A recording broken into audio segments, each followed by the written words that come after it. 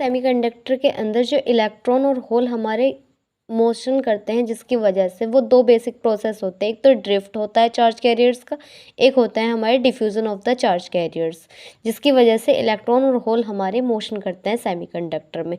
Today we discuss about the drift of the charge career.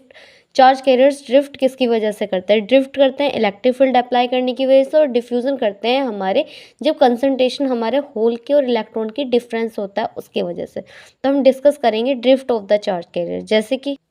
जैसे ये क्या है हमारी, इसमें कुछ इलेक्ट्रॉन्स हैं, इसमें सेमीकंडक्टर तो होल्स भी होंगे, कुछ होल्स हैं। इसे क्या है, हमने एक बैटरी से कनेक्ट कर दिया। जब हम बैटरी से कनेक्ट करेंगे तो यहाँ पर क्या हो जाए, पोटेंशियल डिफरेंस क्रिएट होगा। पोटेंशियल डिफरेंस क्रिएट होने की वजह से यहाँ क्या है, हमारी इलेक्ट्रिक फील्ड डेवलप हो जाएगी। तो इलेक्ट्रिक फील्ड क्रिएट हो जाएगी। एक इलेक्ट्रिक फील्ड क्रिएट हो गई पॉजिटिव टू नेगेटिव टर्मिनल। तो इसमें क्या होगा, इलेक्ट्रिक फील्ड क्या है, एक इलेक्ट्रिक फोर्स अप्लाई करेगा हमारा इलेक्ट्रॉन और होल्स पर, जिसकी वजह से क्या है, अभी तक हमारे इलेक्ट्रॉन और होल्स क्या है, रैंडमली मोशन कर रहे थे, कोई नेट मोशन नहीं हो रहा था। अब क्या है, एक नेट मोशन करेंगे, जो इलेक्ट्रिक फोर्स की वजह से इलेक्ट्रॉन मूव करेंगे हमारे अपोजिट डायरेक्शन इलेक्ट्रिक फील्ड से, और होल मूव करेंगे हमारे इलेक्ट्रिक फील्ड की direction. It's mean electron move करेंगे पॉजिटिव टर्मिनल की तरफ और होल्स मूव करेंगे हमारे नेगेटिव टर्मिनल की तरफ, जिसकी वजह से हमारे क्या है, ये ड्रिफ्ट करेंगे। इट्स मीन ये हमारे ड्रिफ्ट करना स्टार्ट करेंगे। और चार्ज कैरियर्स के मोशन की वजह से क्या होता है, करंट कंस्टिट्यूट होता है। तो ड्रिफ्ट की वजह से क्या, इस ड्रिफ्ट की वजह से हमारे क्या, एक ड्रिफ्ट करंट कॉन्स्टिट्यूट हो जाएगा। ओके। और हमें पता है कि हमारी ड्रिफ्ट वेलोसिटी कितनी होती है।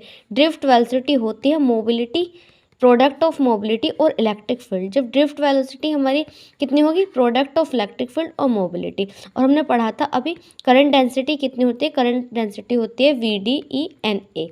तो VDE/NA हमारे होता है करंट, और करंट डेंसिटी होता है VDE/N होता है। तो इलेक्ट्रॉन के लिए कितनी होगी, JN। करंट डेंसिटी इलेक्ट्रॉन के लिए कितनी होगी, VDE/N। और हमारी होल के लिए कितनी होती है, JP से डिनोट करते हैं, तो VDP/EP हो जाएगा।